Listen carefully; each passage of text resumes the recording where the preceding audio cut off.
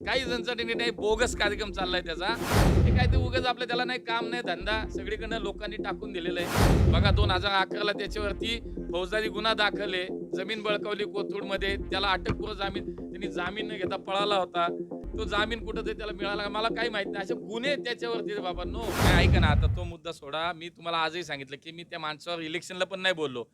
व्यक्तिगत द्वेष, कुठेतरी आकस आणि ह्याच्या मला वाटतं आता हे तुम्ही चालवणार का नाही? की एकमेव महापौर आहे पुण्याचा ज्यांनी स्वतःची गाडी वापरली. ती गाडी कुठली वापरली? ॲफिडेव्हिटमध्ये दिलेली गाडी वापरली. त्या पार्टनरशिपमध्ये मी होतो ती गाडी वापरली. माझी आहे ना? अरे काय चाललंय? काहीतरी पोस्ट टाकली. तुम्ही पण आपले लगेच तुम्हाला वाटतं सनसनाटी काहीतरी. काही सनसनाटी नाही, बोगस कार्यक्रम चाललाय त्याचा. त्याला आता तुम्हीच थांबवा. तुम्ही विचारा, की बाबा कागद दाखव आणि मग बातमी करा. आता हे किती वेळा तुम्हाला सांगू बाबांनो. त्यामुळे आता हे शेवटचं स्पष्टीकरण आहे. मला काय ह्या माणसाबद्दल कुठेही बोलायचं नाही. मला काही उत्तर द्यायचं नाही. आता त्याचे अनेक विषय बाहेर येत आहेत.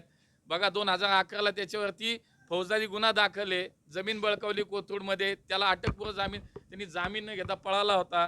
तो जामीन कुठं ते त्याला मिळाला मला काही माहित नाही. असे गुन्हे त्याच्यावरती रे बाबांनो.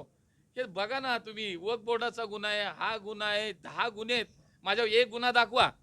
उगाच आपलं काहीतरी रोज त्यांनी काहीतरी बडबड करायची आणि रोज आपली मीडिया मात्र चालली आहे. अरे नका करू आता. माझं म्हणणं खूप काम करायचं आपल्याला. बघा आज देशात 51,000 तरुणांना नोकरी दिली मोदीजींनी. उद्या माझा जनता दरबार आहे. 17वा 13वा जनता दरबार आहे उद्या माझा. आज प्रत्येक जनता दरबारात 5-5, 10,000 लोकांची कामं मी करतो. हेच लावा ना रे बाबांनो चांगलं. हे काय ते उगाच आपलं त्याला नाही काम नाही धंदा सगळीकडनं लोकांनी टाकून दिलेलं आहे.